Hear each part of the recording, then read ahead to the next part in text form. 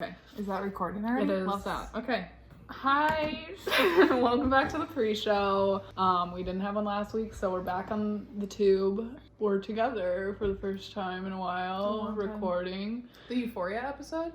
Was that our last one? Yeah, I think so. I think so. We're not really with like what pre-show content do we even have? The Oscars are tomorrow. We talked about that in the last episode. Like, I literally could care less, honestly. I know, I don't care about them either.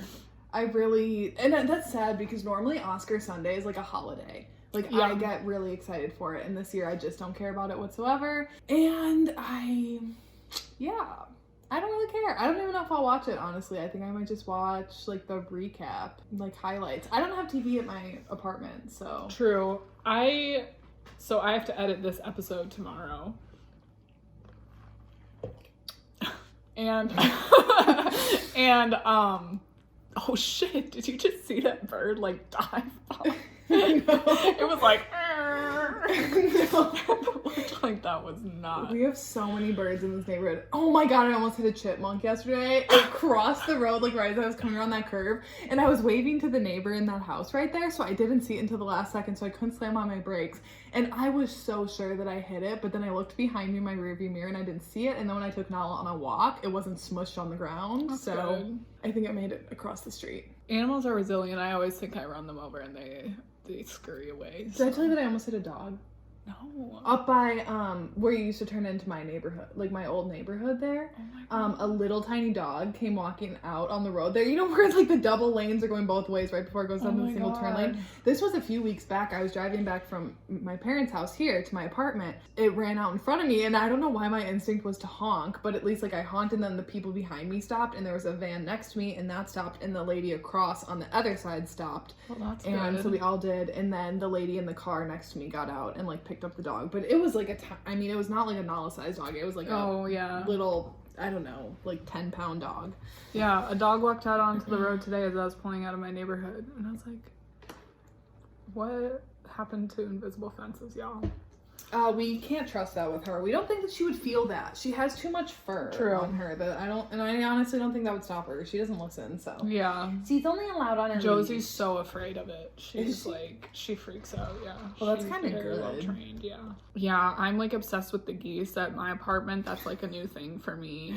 The Geese Chronicles were very funny. I've been learning so much about geese. I didn't know that they could swim underwater. Like, they can hold their breath. I mean, I knew that they could swim, but I guess I never thought about them going underwater. They go underwater. It was insane. It was literally like a movie because I was out sitting on my porch watching them, and there were like 10 geese in there in the pond. The pond. You call it a pond too. And then I like looked down at my phone and looked back up, and they were all gone, and I didn't hear them all like fly away. So I was like, where the fuck did they go? And there was just one floating in there. I was like, huh? And then all of a sudden they all come up out of the water at once. That's scary. Right? That's like some Game of Thrones shit. I know. It was like some Pirates of the Caribbean, like Dead Man's Chest. Oh my god. And yeah, and it's like mating season, and the men are like after the women, and the women will like go underwater and like swim under the water away from the men, and they hold their breath for a long time. They'll swim like the length of the body of water. I'm not gonna call it a pond or a lake because that is up for debate, but it's a big pond. It's a big pond, and they swim the length of the thing, and then they'll come up, and then the men will like fly at them. It's drama. Wild. It's very dramatic, and I'm learning so much. It's like, that's our dishwasher. It's like the Discovery Channel meets Real Housewives. It's been very entertaining for me. I'm a bird watcher now. I'm gonna get you like a shirt and a little book.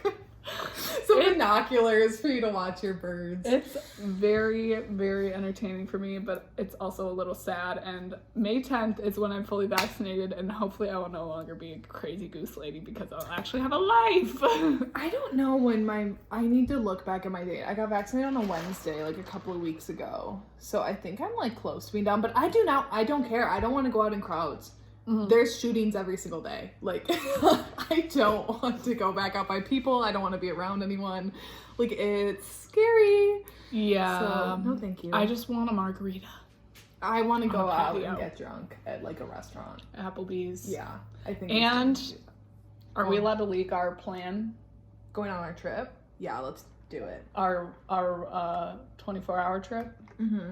Okay, so we are going to be doing something fun for our YouTube channel. We're going to be going somewhere in the US for a day. We don't know where yet, but we want to go to a TGI Fridays at an airport. That's like the main goal, which is really stupid, but if you have been to a TGI Fridays at an airport, it just hits different. It really does.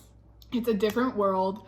I just want to get drunk at a TGI Fridays, get on a plane with my best friends, and land somewhere random, spend the night in that place, and then get on a plane the next day. And come back. And just be drunk the whole time. Yeah. So when Olivia and I were talking about this, because we spent a long time on FaceTime trying to map out where we could possibly go. And because we think like anywhere past like Colorado is too far for a day. Like that's too much flying. And anywhere too far out east, because they're ahead of us time-wise, we don't want to lose time going out there. So it kind of like is around. So I pitched Nashville. I'm like, we can go to Nashville for a day pretty easily. And it's not that expensive. And then we were thinking maybe Colorado.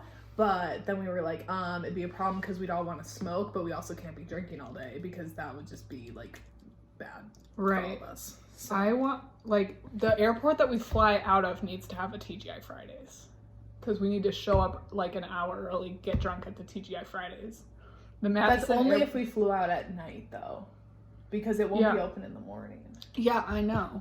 So, I like, when I was looking at the Chicago stuff, it was, like, we fly out of Madison at, like, 5. Land, it's an hour-long flight. So then we get there at, like, 6. We have the whole night and next day, and then we get back on the plane at like 6 the next day. But there's no TGI Fridays at either of the airports. So does the Milwaukee airport have a fucking TGI Fridays?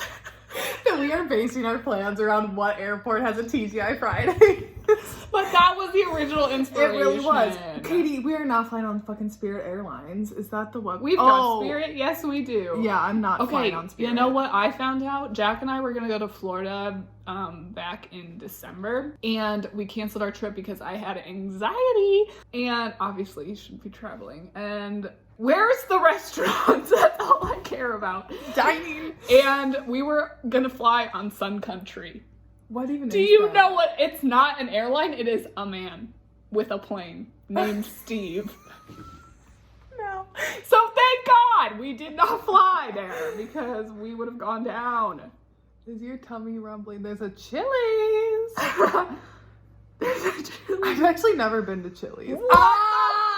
TGI Fridays. Not even an Applebee's. Why do I feel like every airport I've been to has a fucking TGI Fridays and now none of them do? All right, well, that's really gonna have to be solved. We're gonna have to do some planning. We need to workshop that. Are we ready to record? I'm ready. Okay, 3, 2, 1. Buckle up. Because it's gonna be a long ride. It's gonna be a wild ride. No one cares, but we're gonna tell you anyways. This is Popcorn Chats. What's up, everyone? Welcome back to Popcorn Chats. I'm Michae. And I'm Katie. And this week, we have such a fun episode. I've literally been waiting for this show forever, and I'm so excited. We're going to be covering Netflix's new show, Shadow and Bone, which is based off of the Grishaverse book that Leigh Bardugo wrote. Yeah. We haven't done a TV show in a long time. We haven't. We've done a lot of movies lately. It was refreshing, and I'm very intrigued by the way that things are going with book to screen adaptations. I agree that things should be made into TV shows because I think this would have been so hard for me personally if it were a movie. Yeah. Because I struggled with it just being a TV show. I felt like I was lost a lot of the time, didn't really know what was going on. So thank God that it was like 8 hours worth of content because it made it a much richer story. Yeah. That bird is hovering in place. Where? We are in a simulation, bitch. Where? Do you not see right there? Literally where? I don't see a single Michaela. bird. Oh, there. Oh my god. Oh my god, it is. What the fuck? Dude. It's literally just flapping. Is that for real? What the fuck? Ah!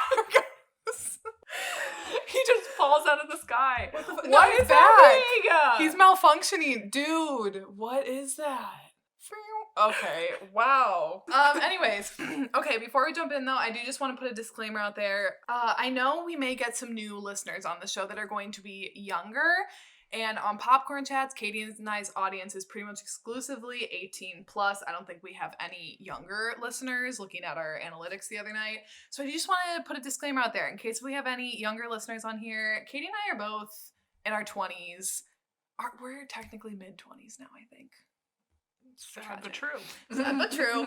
We do tend to use some strong language, some dark humor, some sarcasm. This is not like a super serious podcast. We do joke around a lot. And we are viewing this show through an adult lens. So I just want to put that out there, or to be mindful of that if you are younger, proceed with caution. Like, we are probably going to use some colorful language in those things. And again, this is just our opinions, just us discussing, having fun. We always say don't take anything that we say too seriously because literally who are we? So just keep that in mind. We can all have different opinions about things, and we're just good vibes only here on Popcorn Chats. So yeah, no pervs, no hate. We're just love. We're just trying to discuss. We're just trying to 5-star reviews only. Yeah, you know what? While we're at the top here, go ahead and go on Apple Podcasts if that's where you're listening. Go ahead and go on there, subscribe, give us a 5-star rating and review if you feel so inclined. If you are listening on Spotify, make sure that you follow us and you download our episodes every single Monday. If you're watching us on YouTube, make sure that you subscribe, hit the notification bell. That way you're notified when our videos go up every Monday. And if you're listening on any other platforms, subscribe, download, like, follow. All that good stuff. Yep. So just get that off on front. Oh, also we have a TikTok. Make sure to follow us at Popcorn Chats Pod on there as well. And our individual TikToks. Yes. So you can interact with us personally on there. All right. Now that we've got that disclaimer out of the way, so younger ears, you have been warned. Thank you for listening. Yes, thank you. I'm glad. I'm just assuming because this book franchise is like a YA franchise, so I just wanted to put that out there just to get ahead of it. Oh, sorry, that was me. I thought that was Nala. No, that was like me. I don't know where she is. But I wanted to kind of rotate a bit and turn a little closer.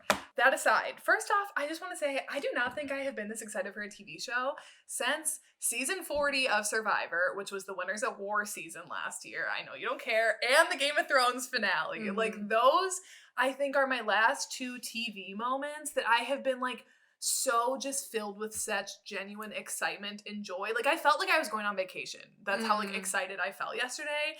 It was just, it brought me so much joy. And it literally, this is what I was living for the last few months because it's about the small things that keep us going. Right. Can I just say, we will get into it more, but the feeling that I got when Kaz Brekker first graced the screen, and every time after that, I literally felt like a rush of endorphins. I know that sounds so stupid and so ridiculous, but honestly, guys, for a mentally ill girly, it's the small things I got to appreciate. He is hot, and I think I like his character a lot. Good, I'm glad. I can't wait to get into it. But I wanted more.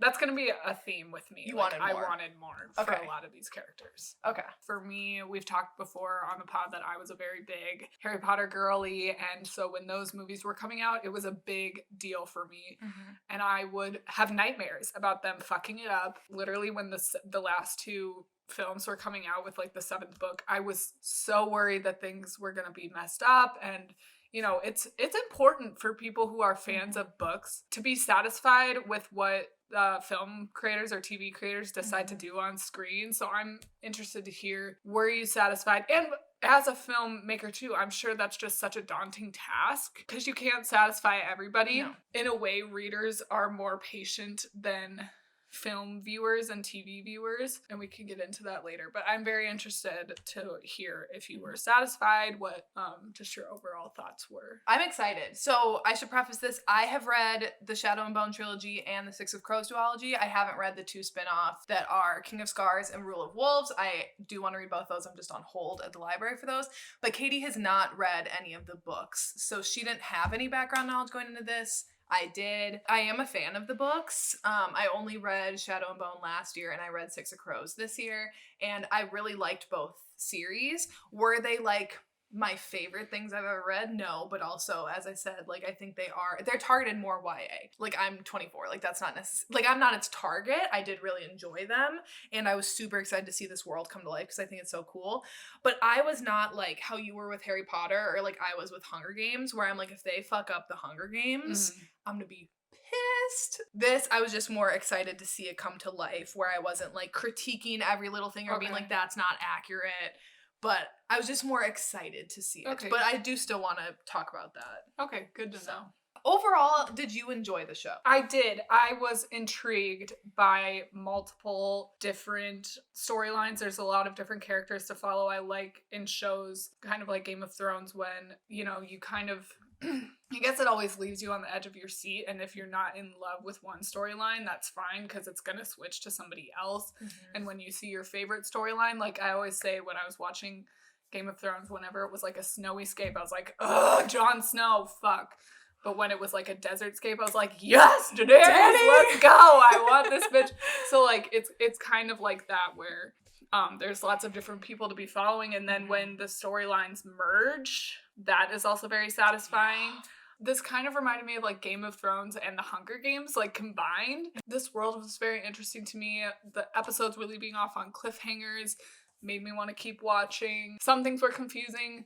Some things were lacking for me a little bit, just as somebody going into it blind and not knowing these characters beforehand. I felt like I did not know Alina very well. I didn't feel very connected to her, and that made a lot of other things fall apart, because obviously she's the main character, and her relationships with other characters makes the whole story. I can see that. The details of the world, I mean, I don't think I'm the smartest person in the world, but I also think that I pick up on things pretty easily, like with film, and I felt like the creators of the show were kind of relying on people having prior knowledge to things, which is fine and understandable. When it's a book to screen adaptation, the majority of your audience is going to be fans of the book first. So that's okay, I think. I think when you're doing that, you kind of have to pick and choose. Yeah. You're like, do we want to cater more to the book audience and maybe leave out some certain character backstories? Like, I know when you had snapped me last night asking about Kaz, you're like, I don't get this guy. And I was like, his backstory was not explained at all. So for me, I'm watching it and I can fill in all of these gaps for Kaz. For you, you have none of that. And I think that was one instance of them catering more towards the book audience, of being like, they already know his backstory and how he is. And like the whole thing with Pekka Rollins too.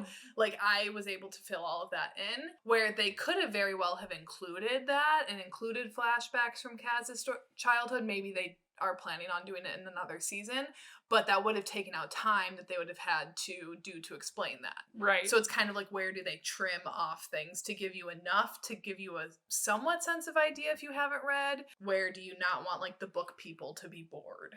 Exactly. Because they already know all of this. Exactly, yeah. And I think my initial impression with the first episode, I was like, this is really good. I felt like it was the perfect amount of explaining the world, but it was brief, it was quick, and we were right into the plot and the action of them going into the fold. It was introduced, all these characters were introduced, and they're all planning on going through the fold for different reasons, and then we're in the fold, and it's like, granted, at that time I didn't know how complex the world was, and so when things started to progress, I was like, wait, what? And I felt like I missed stuff in the exposition in the first episode, but I didn't. They were just getting into the action, which I would prefer over a narrator being like, telling you everything stuff. And so it's just a hard, very fine line. And again, when it's a book, like you've said before, with a lot of fantasy novels, there's like a map laid out in the first page. I think what I love about Game of Thrones is the intro is the map. So cool. And that, it's a awesome theme song, but it's also so helpful, kind of getting you oriented. With this, I was like, where the fuck are we? Like, what is Ravka or whatever? Ravka, what is Fjordjan? What is, you know, the shoe? You didn't know the shoe. I had no idea where anything was. I was like, why is everybody racist? It was just very confusing to me, because it felt like it was just all one land separated by this black thing. Like, it was a little disorienting. Yeah. I didn't know what groups of people were from where. Ketterdam, like with the crows, like where they are. Yeah. Yeah. And also the other thing in Game of Thrones too is in the theme song, they have like the direwolf next to like Sophie Turner's name. And then next to like Peter Dinklage, it's like the Lannister seal. So too, you're seeing that designation made where, at least in this, the different colored keftas indicated like what kind of Grisha you are. But again, like for me looking at that, I'm like, okay, I know that that's like a squaller or like a fabricator. But for you, again, like I don't know if you picked that up until I had mentioned that when I was like, hey, if you pay attention to the different colors, like that's their different powers. Right. Like, I don't know if that would have clicked. Well, yeah, and at the beginning when they're like, we need a heart renderer, I was like, the fuck is that? And I had no idea what it was. I didn't know what any of these people were, and I think even just a flashback to their childhood at the beginning and seeing that testing situation, to have that first would have been super helpful. In my opinion, that kind of shows the different things that you could be without having like a narrator explain it all. Yeah. I just felt like very confused. You know, I was like, does everybody have these magical powers? Okay, no. And then, but there's like wars going on. And I felt like I was piecing this world together from the first episode to the last. And that was frustrating at times because I didn't want to be learning about the world in the 8th episode. I wanted to just be focusing on the action and the character relationships. But I was still like, so some of them have like special powers involving clothes? Like what? It was a choice. I'll just say that. Yeah. Yeah, I could definitely see that. It's a dense world. Yeah. Leigh Bardugo created in the books, and I could see how it would be confusing for you not having the background knowledge of anything. And the lands too. I think that's just the trickiest thing in any fantasy show, the lands, and like how you do that visually, because you're right, in a book you have a map. And I'm even thinking on Game of Thrones, like it took me a while to get used to like the different areas. Like, okay, beyond the wall is like the Ice King, and then the desert is Dany, and then we have the north, and then where the Lannisters are. Like, it's just a lot to try to piece together in your mind when you can't see like it overall. So when you have that theme song, it's important to pay attention, but with this, when you didn't have that, I could see how that was confusing for you. The lands, like in this, don't necessarily correlate with the powers people have. Like, it took me a while to understand, okay, so the what are they called? Grisha are living in like the capital, I'm just gonna say, like the palace area, but then they're also like persecuted in certain parts. So, and that was just confusing to me. And are some normal people living in the capital area? I just was very disoriented with a lot of things. There's just a dense history behind all of these countries and the way that they interact with each other, like the Shu, the Fjordans. I don't know if I'm saying that right. Fjordans, I think. Fjordans, Ketterdam, and Ravka and West Ravka. Like, there's just so many places, so many histories, a lot of war, a lot of past like tension and world building that was not so blatantly obvious in the show. And I don't think I would have wanted that anyways. That would have been boring. know, it would have been so boring. I would prefer what they did. Like, I'm fine with being confused because also I didn't read the book, so it's kind of like I can't complain. As a film creator, like, I would never want to do something like this because too much pressure. And too hard. Like, it's hard to explain this world while still being entertaining. Like, I think they did a lot visually. It was a visually very stunning show. I thought the costuming was great. Also, the special effects I thought was pretty good for being a TV show, because a lot of times you see TV shows and sometimes they don't have the best special effects because they don't have like blockbuster movie budgets that like Avengers and Star Wars have, where half of their budget is basically CGI. But I thought for this, it was pretty good. I thought visually it was a stunning show. The Shadowfold, seeing that was so like, that was everything that I envisioned in the books and more. And same with the Volcra, like they were just as creepy as I imagined them to be in my head. I agree. Also, what was helpful for me was watching it with subtitles, because you could see who was talking and it would say like Volcra screeches. I don't know if that sounds like stupid, but it was just helpful for me knowing what people were talking about. Yeah. because I didn't know that those monster things were called Volcra, Volcras. but then when it was like saying Volcra screeches, and then they would talk about the Volcra, I was like, oh, those are the monsters. See, that's something that I never even thought about, that you don't even know what these creatures are. Yeah. Like you said, it's a big undertaking, and I just want to point out, so Leigh Bardugo, the author of these books, was also an executive producer, and I think that's why this turned out well, because I think for me, as someone who wants to write books, and like that's my plan, I don't think any of my books will ever be adapted. Like none of my stories are like movie kind of stories. But I would want to be involved. Like, who knows the story, these characters, anyone better than the author that wrote them? Right. So I think if you decide to adapt a project, if the author wants to be involved, I think you should involve the author. That's just me. I know there's so many like business, logistics, stuff like that.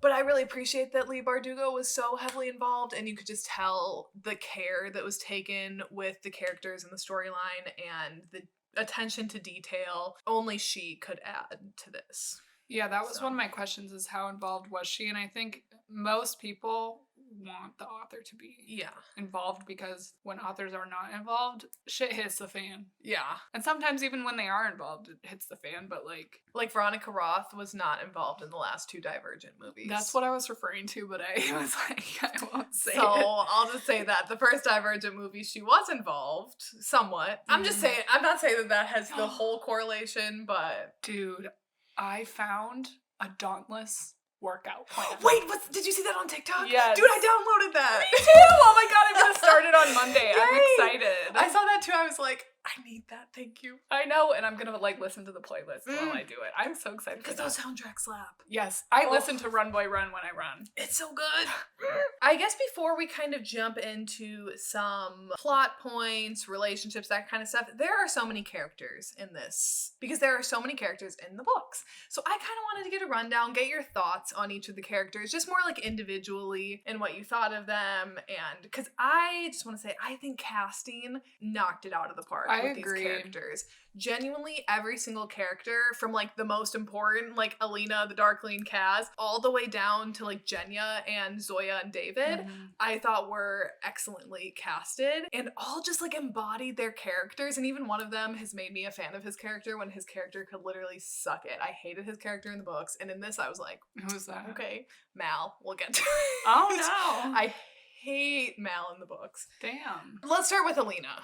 Okay. Any thoughts on, you said that you didn't feel like you knew her. Yeah, so I thought the actress was great. I thought she did a very good job, and I also just want to point out that the kids who played the younger version of her and Mal were exceptional too. Yeah. Either these kids are really talented, or the directors took a lot of time to get that down, and that was just cool to see. I felt like I didn't know her. I felt like I was not connected to her. When you're watching something, you should be like in the character's head and knowing. Well, okay, I have a question. Are the books written in first person or third person? Like, is it her saying I, this, that, or is it? That's a great question. Six of Crows is third, but told from a different person's perspective every chapter, but it's still like third person. But I want to say, I don't have my books with me because I'm at my parents' house. I want to say Shadow and Bone is first from Alina's. And she is talking, like she is narrating a lot of it too, like at the beginning when she's like the darkness and the monsters and all this stuff. I thought I knew the things that she would never do and the things that she would do, but then she would go against that. I really liked that at the beginning she was imperfect and she put her friends in danger by burning those maps, and then they all died. Did they die or did they get brought back to life? The friends? No. Okay, they died? Yes. Okay. Because I kind of thought one of them... they did live. I know Alexei lived only to die. Yeah. He's the one that... got shot in the face. Yeah, that was like, wow. I was like, damn. Actually, but maybe they did. No, I think most of them got attacked by the Volcra. Again, I'm not an expert in these books. Yes, I read them, but it's like I read a lot of fucking books, so I don't remember exact details. So I think they died, but I don't know. Well, anyways. Mal stayed alive. I liked that, and, you know, she does a lot for the sake of Mal, and she has this like strong connection to her past, but I felt like she lost a little bit of that. Like when she was discovering her powers, it felt like a very quick transition of her letting go of the past, and I really liked the thing of her erasing her scar, but it just felt very quick. And I understand that things have to move quickly, but like Katniss, for example, is always holding on to District 12 and like who she is. Somebody who watches that film, you know Katniss, and you know what she will never do, which is like kill an innocent person. Like she protects Rue because she reminds her of her sister. I just felt like it was a very quick turnaround. Like she was embracing this like regal lifestyle that she was suddenly thrown into, when as a child she refused to even be tested because she didn't want to leave Mal. And I get that she didn't really have a choice, like she was ripped away from him, but there was no struggle to get back to him. There was no like attempt to escape. There was no pushback from her. And I felt like I needed a period of time where she was resisting this new life that she was being given, but it felt like she was like, I don't want to be this, I'm just a normal person. And they're like, no, you're not. And she's like, okay. You know, like, I like all this fancy stuff and my fancy clothes and everything. Yeah. Like, I just felt like it was very quick moving. And again, her relationship with the Darkling also felt very quick. Like, there was immediate sexual tension right away that had very little buildup. Like there was sexual tension, and then they kissed, and then it moved very quickly. And again, I understand that it was like had to kind of be like that for things to move along. And in the book, it was probably a lot slower paced. I wanted like an enemies. I think there could have been a period of time where she was very resistant to things, and they were enemies, and then like the sexual tension build up, and then they kiss, and then she finds out the truth, and then that was a lot. I don't know. No, I want to tell you that Alina's better in the books, but I really can't. I am not a huge fan of Alina. I don't mind her. I don't hate her.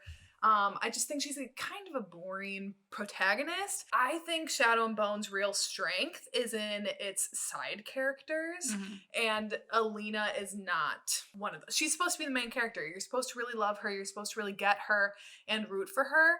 I liked her. I think the actress made her so much more likable and played her so well, but there was still just some like disconnect for me as well with Alina. In the book, I don't think she really resists that much either. I think because it's all kind of supposed to be part of it that like the Darkling completely like manipulates her in a way, but still I'm like, the Darkling. But I think he does, like, it's supposed to be like she's this naive girl who gets taken away and she gets to this palace and she's important. Her friend isn't writing her back that she's secretly been in love with for this whole time, so she's kind of like, I'm done with that. She does still hold on to some of that old self. She never puts on the black kefta, and I don't think she did in the show, and she doesn't in the books. So she does still like kind of resist that. A lot of stuff happened to her. Like, again, I'm really drawn to her burning those maps, and I was like, that is a character with agency and doing stuff that moves the plot forward, but it felt like the plot was moving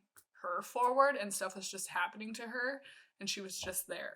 Yeah. And that's a big no in the writing world if you're a writer. It definitely changes over the course of the second and third book, but I would say she's still, for the most part, she's never like this she's never going to be a Kaz Brekker who is like, everything is in my hands. I have plan A, B, C, D all the way through. He's like, I have backups for my backups for my backups, and I'm in charge, and this is how I do things. She's never going to be like that.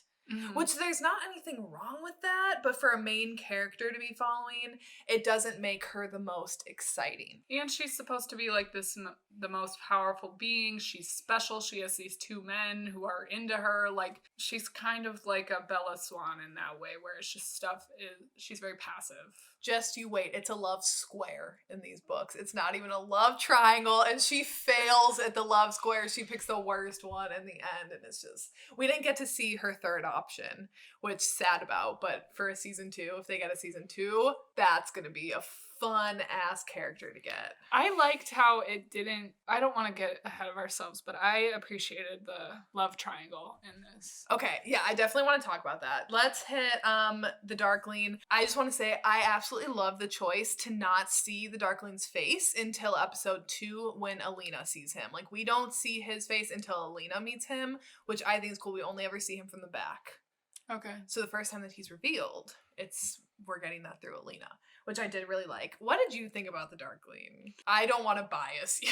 Well, I was confused. So I didn't know that he was the Darkling when he like cut her open or whatever. Okay, yeah.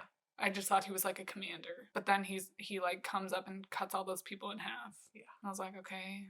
A baddie. And then again, I have a lot of questions. Like, what is he? What is him and his mom? And I appreciated like the flashback to see the catalyst for everything, and like his person that he was in love with being killed and everything, and the creation of the fold. But it didn't really answer all of my questions, because I already knew how the fold was created, because his mom told us, basically showing us what we already knew, or showing me what I already knew, where I wanted to know, how did they get this power? What breed? They're clearly different than the other Grisha, because that one girl different. they are like that girl was like, I could live another 100 years, and he's like, that seems like, why are they different? What's going on there? Who is this Mustafa Molotova? Who's that? Oh, Molotov's amplifiers. Yeah, don't really get that. Hated the stag being killed. That was not, I was like, oh, honey, no. That is my one trigger in any, like, book, TV, movie. Like, I don't care. Slaughter people left and right. Like, Game of Thrones, it's like seeing someone get shot in the head, or Alexi getting shot in the head, didn't bat an eyelash. But the second the stag went down, I was like, oh my god, I can't watch this. I was very upset about that. It's CGI, and I still felt like, and then I'm like, if they kill Milo the goat, I'm fucking done. I loved Milo. This show. I loved the goat coming back and saved the day. Yeah. He's really a special one. But yeah, anyways, and it all felt very quick. Okay. Again, like their relationship together. I liked him as a character, but I don't know. He also felt like a completely different person, whereas I wanted him to stay the same even after we knew the truth, but he became a lot more sinister. Like, he was very warm at first, and then when we knew the truth, he was more sinister. And it's like, no, he would stay the same person just because we know the truth about him. He wouldn't be like, you know what I mean? I think it was more like he could drop his ruse. But he didn't know that she knew. But she didn't know that we know that they know that we know that they know. Okay, I don't really know how to, like, I'm not gonna bother trying to explain, at least on here, like the backstory of the Darkling and how he gets his power and stuff, because honestly I don't even think that I have the greatest memory of that. It's the amplifiers. There are 3. If a Grisha can get all 3, they become like this super powerful, which is why they wanted to hunt the stag. There's the stag there, and then there's 2 others, but I'm not going to get into those because that's kind of spoilery. Anyways, so they get the stag. That's an amplifier. This guy, I don't remember how he created them, but then he realized like that they were too powerful and hid them within these like 3 separate things. When he showed up in episode 2 and saved Alina in the forest when she almost got killed and he used the cut, him just showing up on that horse, I screamed. It was just, I love the Darkling. I'm a big Darkling fan. I loved him in the books. I thought he was so cool in the books, but in the show, Ben Barnes playing him, I just think he made him such a great character. I felt like every single time the camera was on his face, even when he's like good, or when you think he's good and he's interacting with Alina, he does have such warmth to him where I'm like, I'm buying his shit too. Also, I buy into his sinister shit too, so I'm the bad person to talk about that. When he was on screen, I couldn't help but see every like emotion kind of playing out on his face, which I don't know if you caught or if I was just reading like so much into him. And also he wouldn't have to ask me twice to wear the black kefta. I would have been, if I was Alina, take his hand, no question. They were about to do the thing too, so good. I mean, I wouldn't have blamed her. And we love the consent. You know, he's this bad dude, but he took the time to be like, are you sure? Which, love that. Love to see that. Thank you, Ben Barnes, for playing the Darkling so well. I'm gonna jump ahead a bit and just ask you, did you see that coming, that he was the Darkling? No, that he created the fold? Yeah. No. I didn't really know. I was very confused because I didn't really know what he was. Yeah, I didn't know if like that was something that you saw coming, because I know before we started the show and like we had talked about it, you knew that I loved this character that was named the Darkling. So I didn't know if then as you're watching this, if you were trying to be like, I don't know where this character is at that she's talking about. Well, they were referring to him as the Darkling before we knew about the fold creation. Oh, okay, but you didn't realize he was the bad guy. Right. Okay. I kind of just, you're very drawn to like the dark character with a redeemable side, so I just thought that like he can only add to the problem that's been created because he has these dark things. Okay. I got weird vibes from him being so obsessed with Alina and everything. I was just confused a lot. Yeah. Okay, that's fine. Mal's kind of the last bigger one. Mal was a surprise for me. I hated Mal in the books, and I still don't necessarily love his character, but I really liked the actor that played him, and I think part of that has to do with that Mal is hot.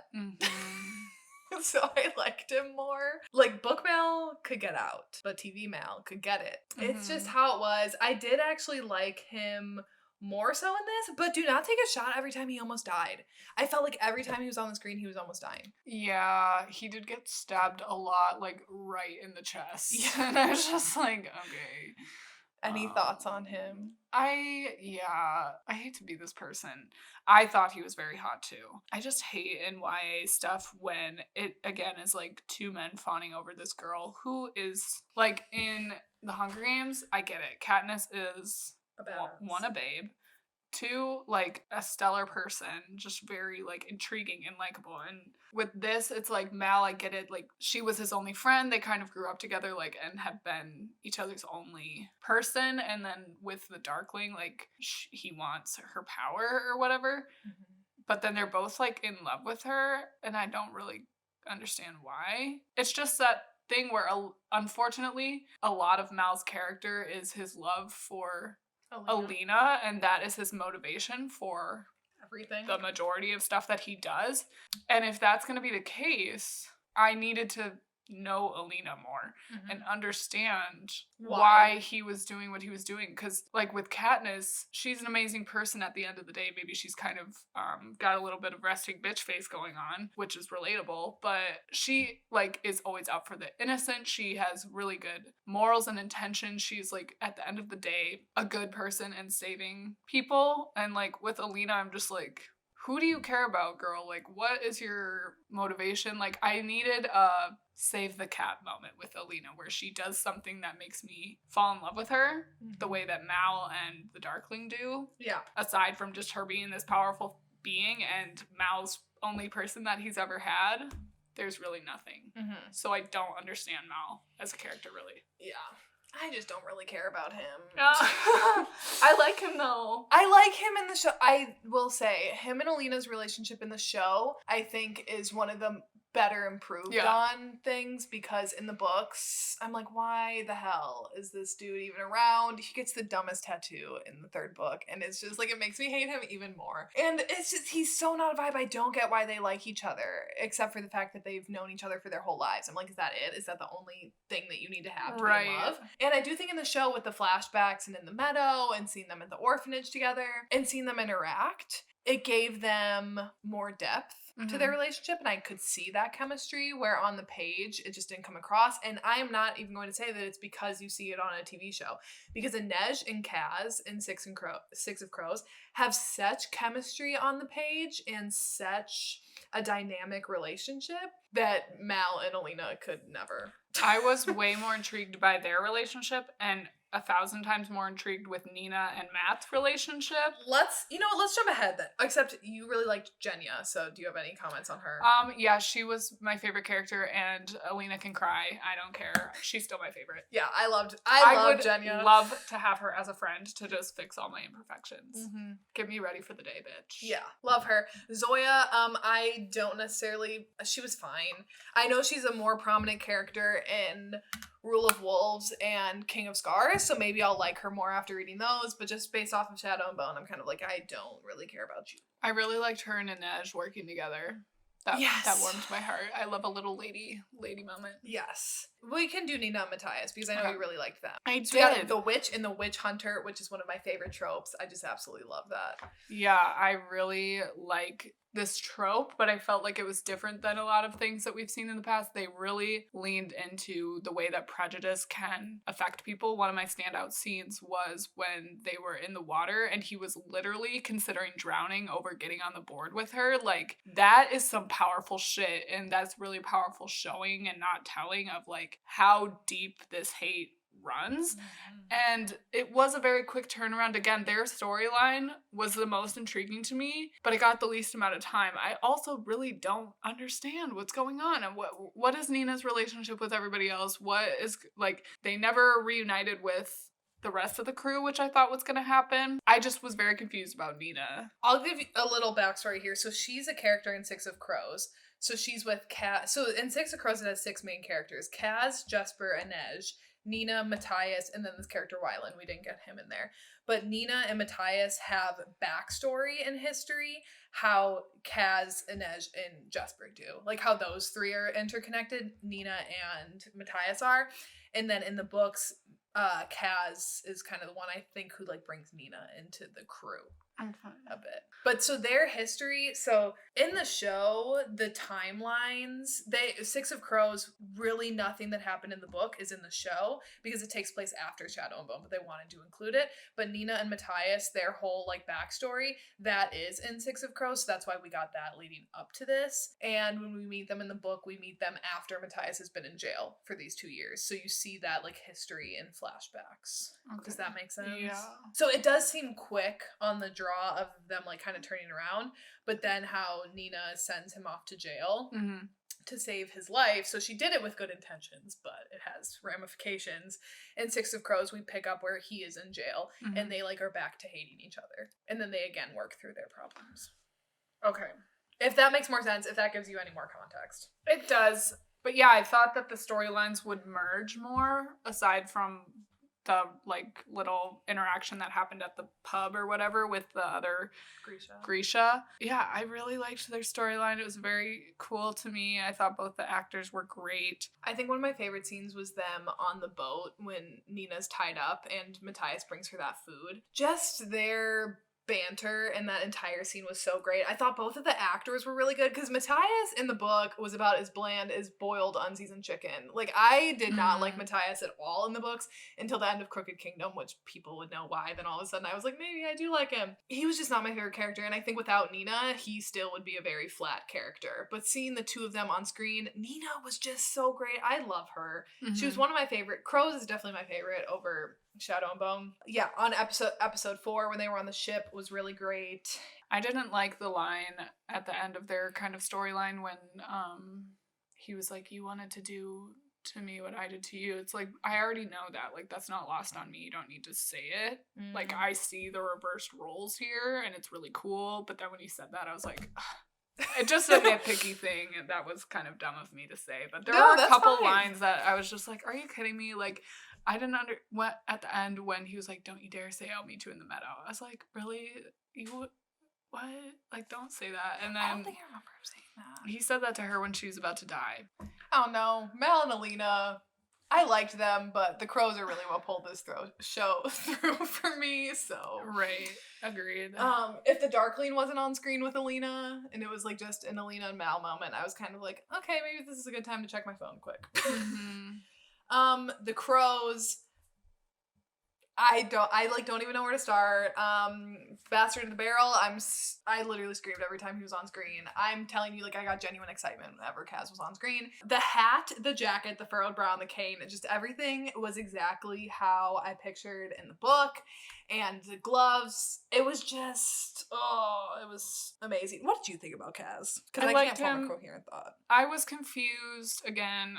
We don't get any of his backstory. I was like, what is his deal? I was waiting to understand him more, waiting to understand why he was limping, what are his motivations, why, obviously like $1 million is good motivation for anybody, but I just didn't really pick up on the vibe of what this group was. The fact that they're like this gang?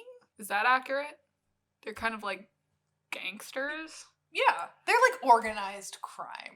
Right. For Kaz's motivation, I think that is where the show really didn't put any backstory with Pekka Rollins at all. And Kaz's main motivation is to not let Pekka Rollins get this job. And what's the job again?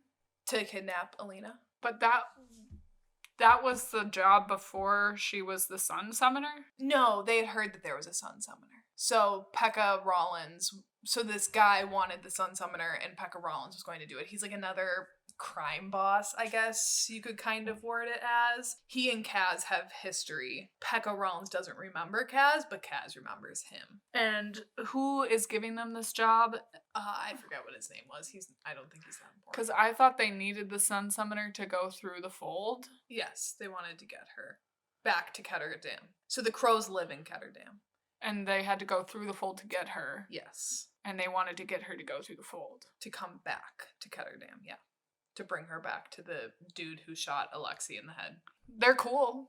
I really liked how certain things, I was like, what is happening? Like the Inej killing that guy, like that whole thing. I didn't understand how that connected, but then when I was like, oh, she's killing him, but Kaz needs her, like that whole tension was really neat. That payoff in the moment was really cool. I really liked Inej's character. I really loved Jesper. He was so amazing. I love that the only sex scene in this whole thing is a gay one. I mean... I wanted to see more of that, but I would die for Inej. Like her and Kaz, Kaz, Jesper, and Anina are my favorite, and Anina and Nina are my favorite characters out of this whole show. And Inej, she was fantastic. Everything I pictured in the books and more. Anyways, her killing that dude when she like doesn't kill, that was huge. I was wondering if you were gonna pick up on that, because I'm like, she couldn't kill this guy when it was her freedom. Like it was literally her freedom that she was about to get if she would have killed him, and she couldn't do it. But then Kaz is in danger and she makes the kill. I also really liked how Jesper was like, I don't have a right to tell you what to do with your freedom. I was like, yes, bitch. And another moment, going back to Mel, she called him Alexander. I was like, oh, here we go. Like this male thing where he's going to be like, did you with him? And then he's going to be all get his panties in a wad. He's like, you don't owe me an explanation. How simple, how easy was that? Did that hurt you in any way? No. Yeah. This man has been shot 6 times, stabbed really 8. He can handle a little bit of a girl just doing whatever she wants with her sexuality. I was so pleasantly surprised by that. I'm glad that you liked a little bit of Mal, because otherwise this would be an anti-Mal podcast. He was so hot. And then he was really hot. That's why I think I kind of liked him. I'm like, God, why do you have to make him cute? Yeah. Also Matthias too. I was like, why is he hot too? And Jesper, I love Jesper. He's just such a great heart to the crows. Yeah. Because Inej and Kaz, they're both great, but they are not comedic relief whatsoever. They're both like fairly serious characters. They have the most tragic backstories, the two of them, where Jesper just has this like this lightness to him. And I really appreciated his character. I thought Kit Young did such a great job playing him. Again, exactly how I pictured the rifles, like everything. I just loved that little like moment when they were leaving that one meeting. He was like, it was so simple. I fucking love the crow so much. Yeah, they're fun to watch. They were definitely like the storyline that I appreciated the most, and then Nina's. Agreed. Okay, that's kind of all of the main characters. This is something for the book readers that I thought was really cool. So, since Six of Crows takes place after Shadow and Bone, there are certain times like Inej's religion is important to her, and she often like she's in situations she'll like pray to some of the saints, and she often prays to Santka Alina. And I really liked in this that we got to see Inej see Alina. It was such a small thing because it's like it doesn't really matter, but it was just a cool moment, I felt like, for Inej to be able to see her see this saint come to life that we know she like prays to in the books. That was just an interesting thing. And I really liked the plot to kidnap Alina, because the crows never do that, because obviously this takes place way after, so that is not one of their plot lines. But it felt so true to the Six of Crows books, because all of those books are like heists.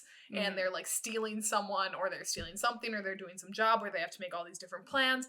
And it felt very reminiscent of the books while creating a brand new plot line, which I really liked. So they're not in the Shadow and Bone? No.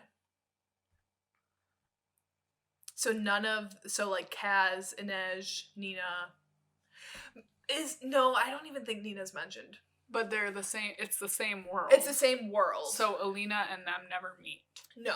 So well, I'll be damned, bitch. I should have been knowing that before. Yeah, no. So Shadow and Bone, those whole 3 books take place before Six of Crows. So in the timeline, like everything that's happening with Kaz and Inej. So basically, Six of Crows, like their whole storylines, none of that happens in the actual books. It's the same characters and stuff, and some of the same like situations. Like Nina and Matthias is the only situation that happens in the books.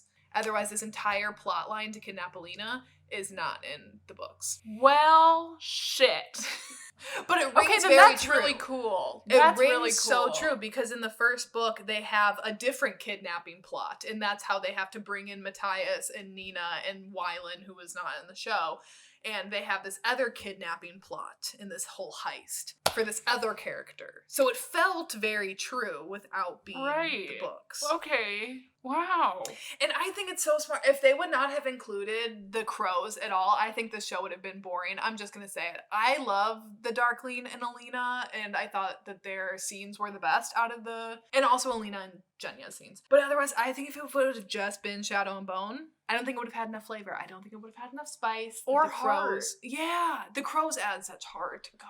Also really liked how their motivations, like how you were saying with Inej and her faith and everything. I really liked that whole kind of underlying theme because the librarian or whatever tells Alina that faith is like the most powerful thing or something, and we see that in Inej and how her motivation completely changes. Her freedom is relying on the kidnapping of Alina, and once she witnesses this miracle that Kaz witnesses alongside her, they witness the same thing, but their motivations do not align anymore.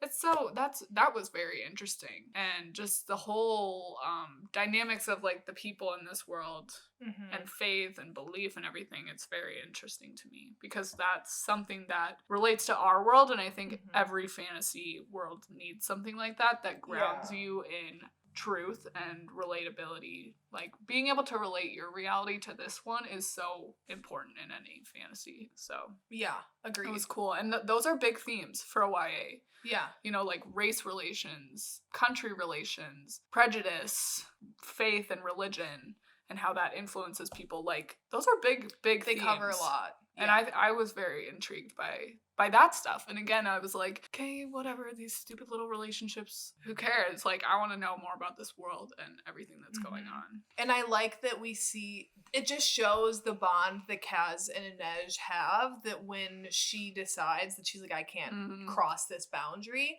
that Kaz, who literally like just needs control and always needs to have his plan in play, is like, if I have to give up my shares to the Crow Club, then that's what I'm going to do to get you your free, or to let you be able to live with yourself after all of this and something that's important to you. And, I just love the two of them together so much. They're the best duo ever. I just want to talk episode 5. I felt was the best episode. That's the one with the big show. The crows are finally like interacting a bit, kind of, not really, but they're in the same place as the Darkling and Alina. So we have the whole presentation.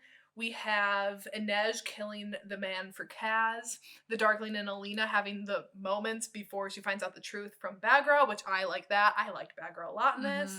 And then we have Mal and the Darkling interacting, which was cool. The Darkling and Bagra interacting, the party, just everything. I felt like there were so many great scenes, moments, dynamics in this episode that I think the standout episode for me by far was that. I mean, there were a lot of great moments. Like, obviously, at the beginning of the show, whole display in the fold, and the end with the fold. Like, there were so many great moments, but I thought this episode was just really strong. Agreed. Also, episode 7, how you kind of talked about the Darkling's backstory a bit. I love a villain origin. And I think the heart of seeing his healer killed in front of him. Every bad guy is bad for a reason, and he turned for a reason, and that is why I will always be like, there is some reason that this villain is the way that they are, and that was his reason, and I like that we got to see that. I also liked him saying to Mal, like, she'll always come back to me because I have time and you don't. An interesting thing for if there are subsequent seasons. And obviously, like, in the books, that idea plays out more, but... I just love the dynamic that him and Alina are equals, and that there really is no other person like them, and that's why he's like, I found someone who is my equal, and are his motivations true? Maybe not necessarily, but I can't help but be a Darklina shipper until the day I die. I know it's toxic, but I didn't have a shot.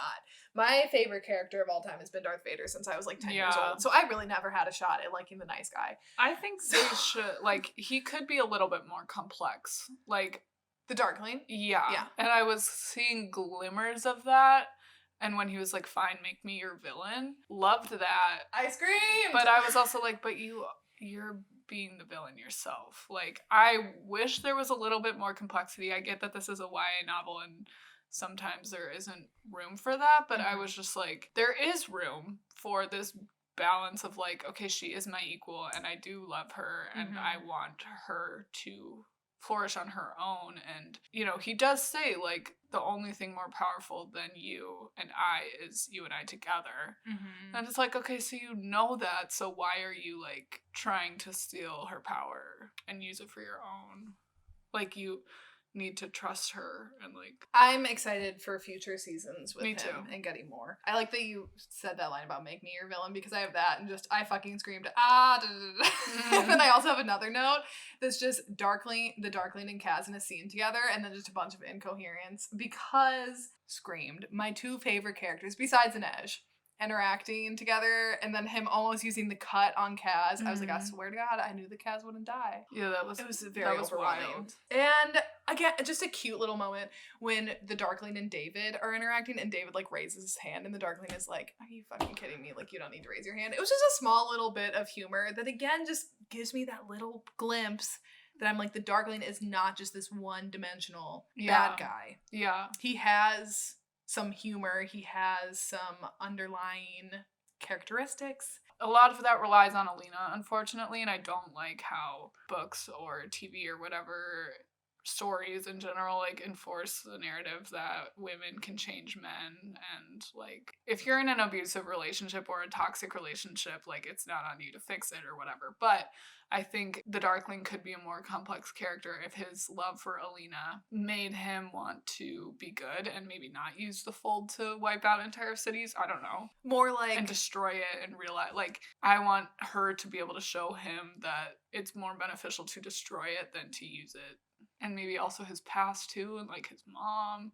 So like something, you know, like with Darth Vader and Padme, like there's good in him for a reason, and like evoking that is then his redemption in the end. The collar was disgusting in this. I was like, is that gonna be on her for the rest of the time? It was so gross. How I pictured it in the books was that it laid on top of her skin like a necklace, but it like couldn't be taken off. Ugh. I was a little bit grossed So out. When it went into her, I was like, thank you. Ugh, yeah. And Like, then fully even the thing dissolved. on his hand, I was like, that's disgusting. Don't ruin that Yeah, man's and she shot it out of beautiful him. Or hands. somebody shot it out of him. She stabbed it through his hand. Right. So many people got stabbed in the hand in the show. Did you notice that? Yeah, well, because that's where their power is, in their hands. Yeah, but it was just excessive. Mm-hmm. And this wasn't even in my notes, but what I was just thinking about, the scene in the church where the one Grisha is taunting Kaz and calling him like a cripple and all this stuff, yeah. and then when he comes out of nowhere and whacks him with his cane, Yeah. thank God. Yeah. I did not like in the first episode, was it the first or the second episode, when he got attacked by Pekka Rollins' men? I'm like, this is not the Kaz from the books. He never gets bested. I was like, why was he able to go down so easily? And then I'm like, okay, maybe it's because this is in the past, so then in the future when we see him, it'll be like he learns to never let anyone get the best of him again. I don't know, but I did not like that. I'm like, Kaz Brekker does not belong on his knees. He could verbally annihilate me because he can't stand physical contact, but going back to the equals, I couldn't help but parallel Rey and Kylo Ren and just being like, I just want for once, for the female character to be like, fuck it, I'm joining you. Like, I just want that. I know it's like bad, but is it really? Like, I want to see just like a villainous story. Obviously Alina is not that person to do it, but for once I just want, when you have these two people that are equals in power that no one else is, rather for them to continue to fight each other, I just want for once them to join up and be like, you know what, we're gonna be baddies together. Yeah. I was a little nervous that she was going to like need him or need a man to have her powers, because like the first time her powers come out, it's when she's worried about Mal, and then the second time they come out, it's when he's like grabbing her wrist or whatever. And I felt like we didn't get a whole lot of her training with Bagra. It was or whatever. quick. Yeah, and I just didn't see like the evolution of her powers and like her being, because she went from like not being able to produce it to then like being able to Master it. light up an entire room. Yeah. And she was like fighting with Zoya and then went to Bagra or whatever, and yeah, just a very like fast paced, which is fine again, but I don't know. I think I was just worried like that she was gonna need a man to be like able to access her full power or whatever. I want to see them like, I agree with you. It would be cool to see them mutually be like, let's be powerful together, and him be like, you are, like him acknowledging her strength as an individual and being like, I want you and I to work together because I'm fascinated and like blown away by how awesome you are, and I want to be a part of your journey. You know, I want to see what we can do together, not just me like sucking the life out of you and using it for my own personal gain. Yeah. I want him to be like, I love you and you're awesome and I want to see what we can do together. And like maybe their motivations for what they want to do together. Like she wants to destroy the fold, he wants to do something else, and they have like different. Because I think his pursuit of saving the Grisha and getting them to not be persecuted anymore is an admirable motivation. Yeah. And he wants to like kill innocent people because his past. Like that makes sense to me. I think his motivation, like he has a good backstory built up that you're not just like, why is he just evil for the sake of being evil? And it also makes sense because he brings those other Grisha on the boat to like see, and they like don't agree with him or whatever, and that makes sense too because he's lived longer and has seen Grisha be persecuted for longer and seen the mistreatment that they've gone through for longer, whereas these people are like living decent lives in like the Grisha palace area. So it all makes sense. Like the pieces are there, and I'm sure the books are again like so much richer. The subsequent seasons, I'm hoping, explore these concepts more. Yeah, definitely get more of that in book 2, and also you get more of the Darkling and Alina and how their powers work together and how they fight each other, I guess.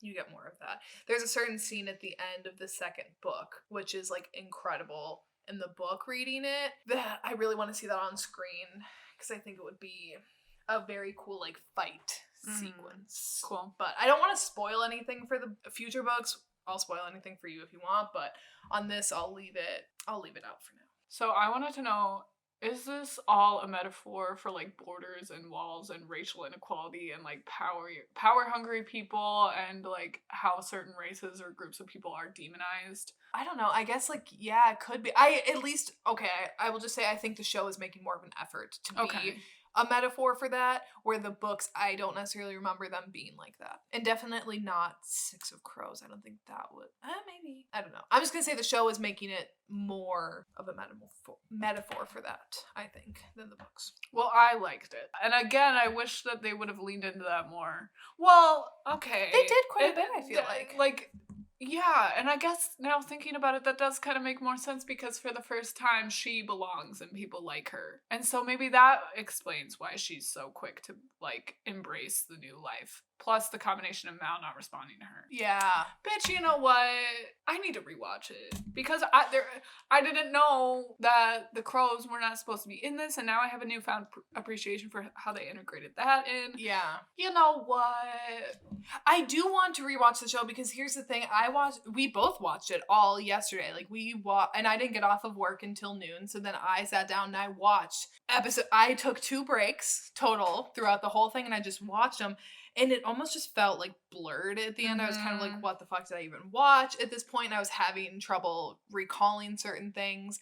And I think it's going to be beneficial on a rewatch. And I was just so excited that I think my excitement overpowered some of my judgment, that maybe I would have differing opinions watching it a second time when I'm not just like overcome with excitement to see this. Right. And for me, I was overcome with like trying to understand. Yeah. And I was just like, what is important information, what is not, like what is just character building. Oh girl. Well, yeah. I don't know what I was gonna say, but I just think overall it's well done, and I would like to rewatch it and probably have a better appreciation for certain things. Yeah. And I think if I spoiled some things for you, it would make more sense. Like, especially in terms of the crows. I think if I filled in more gaps for you, for them. Right. It would make more sense. You kind of already answered this, but I just want to know what your favorite character / moment was. If you didn't have a favorite character, what was your favorite moment? If you didn't have a moment, what was your favorite character? Like I said, I really like Genya, and I just love women supporting women, you know? I think every woman needs, like, her rock, you know, like her person that gets her through, especially when you're in a new environment.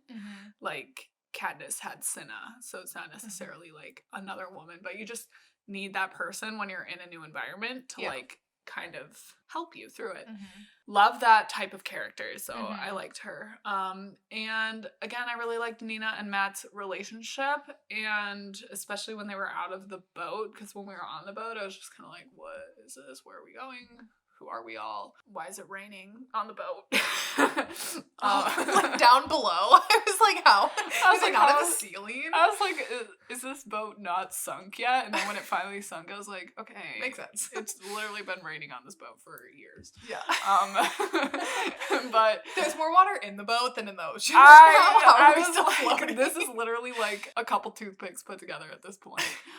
Anyways, I really loved the scene when there was a little bit of a sinkhole and Nina fell, and I was like, bitch, if he doesn't save her ass, because she saved him, and them needing each other, and like she needed him to swim and he needed her to stay warm, and them getting naked and like sleeping next to each other. Just loved that whole situation. It was very tropey, but again, like I said before, it works. New elements that made it fun and new. Like, who doesn't love a love to hate relationship? Or hate Enemies to love. to lovers is hate supreme. to love. That's what I meant to say. I think that's why I will never really get on board with Mal and Alina, because it's like friends to lovers, and I don't like that trope. I want them to hate each other before they love each other. Right. Also, they're just such Gale and Katniss vibes, but Mal is better than Gale. He is, because Gale's a war criminal. Gale is a war criminal and a gaslighter. Yeah.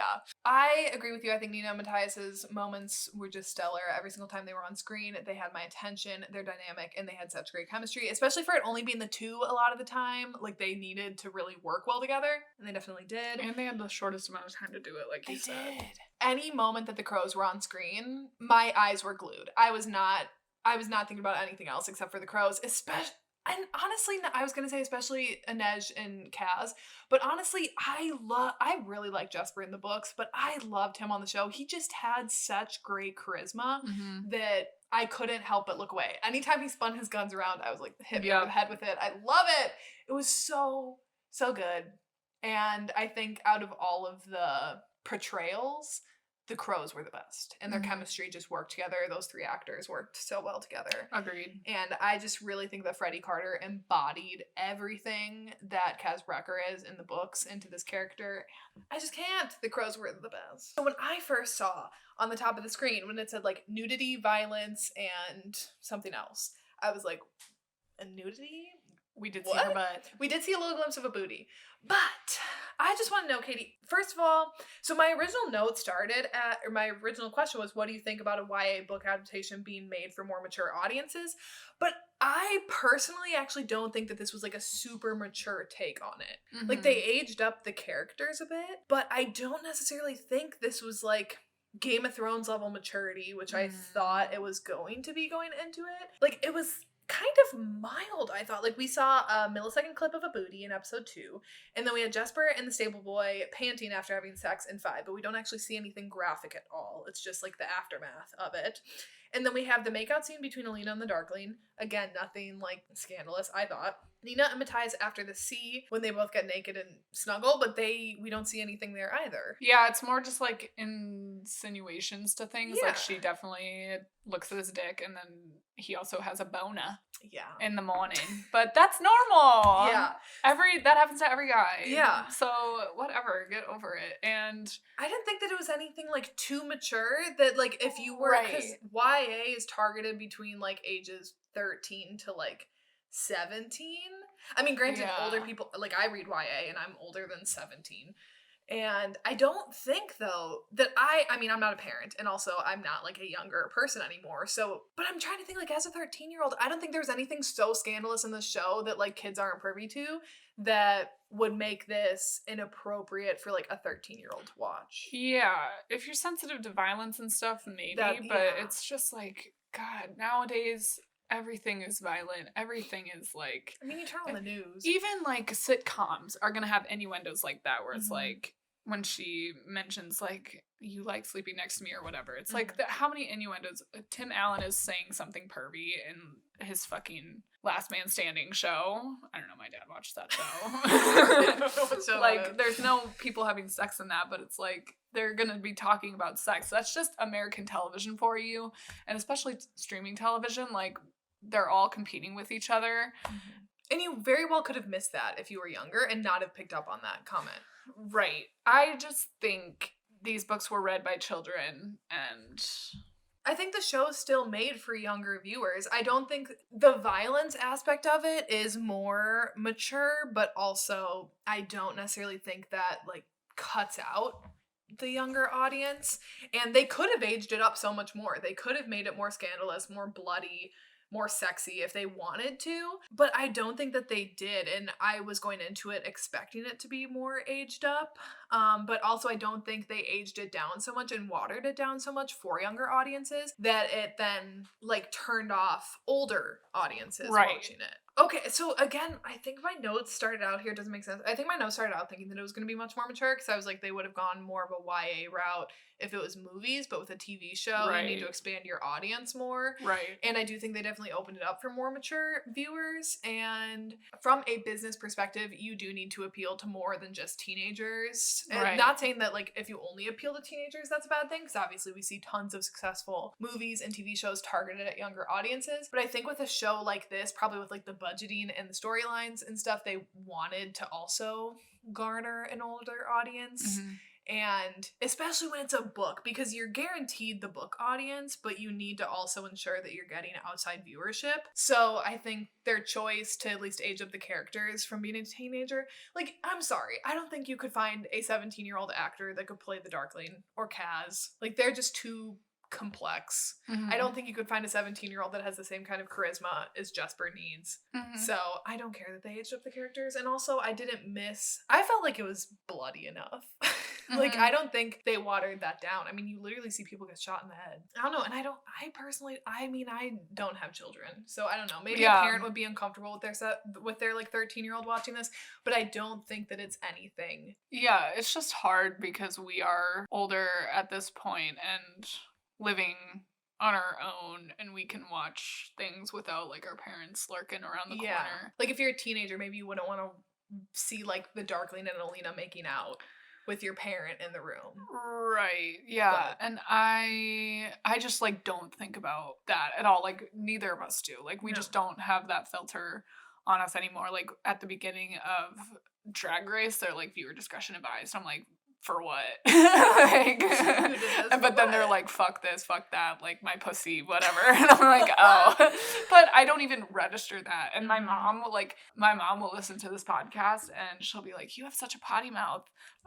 And like, I don't swear around my parents. It's just like, but I don't even think about it. I don't think twice when I'm with you, but when I'm with my parents, I'm like very conscious of my mouth. I agree. I swear I feel like I've kept it tamer on this episode. If you listen to other episodes, and if you're younger, sorry, you're gonna hear me swearing left and right. I feel like I did better in this episode. I did too, but yeah, until just now when I said pussy, but. But I mean, it is what it is.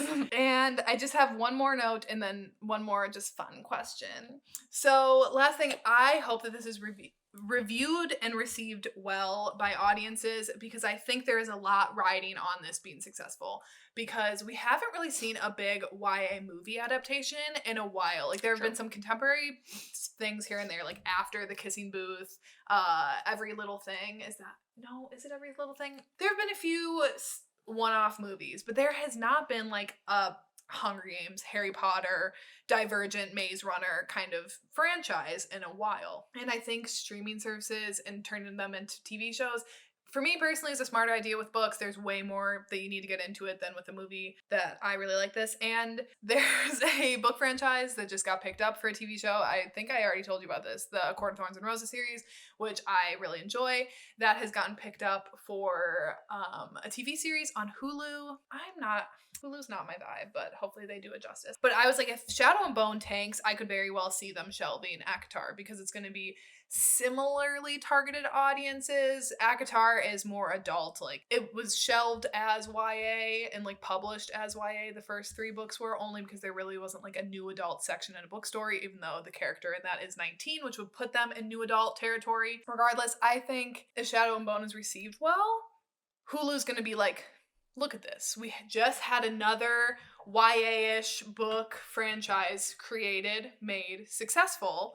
Let's really pump money into this one so that we can also have a successful book franchise. Yeah. So I hope that it's received well. I want to see more YA series made. This morning I saw this post from Victoria Aveyard, who wrote the Red Queen series, who someone had asked her, like, are we going to see the Red Queen series on the big screen? And she made a cryptic answer of saying, like, depends on what kind of screen you think is big. So a lot of people are now thinking that maybe she's going to get a TV show for the Red Queen series. And I would like to see more. I think TV shows are the route to go, especially with streaming now with everything. That I hope this does well, and I hope we get more. I agree. I think adapting, especially big world stuff like this, to 8 hours of television rather than a 2-hour film, a great opportunity and a great direction for book to screen adaptations to go in. I'm just gonna go back to what I said before, like, it's a daunting undertaking. Respect to anybody who is into that, and I just think if this Shadow and Bone were an original TV idea, like an original idea made for TV, it would have been written a lot differently. I agree. And just like portrayed on screen a lot differently, and so that's just something to take into it. I'd like to see more of these worlds. I also don't want to see them messed up, but I want to see them still. Yeah, it's also hard not to compare stuff. Like, because everything is so similar. Like, the testing kind of reminded me of, like, the faction choosing ceremony. You know, what type of Grisha are you? It's like they're all kind of like water, air, fire benders a little bit, and like maybe that's why there's been like kind of a fall off. It's just because everything is a little bit similar. They have similar tropes, similar themes. YA, is a lot about like self-discovery, and I see why it can seem repetitive to some people if that's. And people love to be the one to be like, wow, this is just like this. Yeah. And especially with film. Like, I think books, if you like a certain genre of books, you're going to continue reading it and never get tired of it. But film and TV viewers are so much different than readers. I think it would be cool if readers and like film viewers became kind of the same group of people again, because for a while back in like the 2010s, that was the thing of like seeing your favorite books turned into films, and that's just kind of fallen off a bit. And I think TV has really changed in the past 5-10 years, and so maybe this could be like a new age, or maybe TV and film people are too nitpicky and it could fall apart, and books and TV are gonna stay separate. But I don't know, I think there's definitely an opportunity for it. Okay, my last question. Sorry for young ears on this, but we've played this game before. Fuck, marry, kill, Katie. We have the Darkling. We could have done it with Alina's love square, but her third love interest was not introduced in this, so we had to substitute out our lovely Nikolai. So we have the Darkling, Kaz, and Mal. I think I would kill the Darkling, no offense. Fuck Mal, marry Kaz. Actually, I'm not surprised. I'm surprised, though, that you would want to fuck Mal. Although he's hot. He's really hot. But, okay, fair.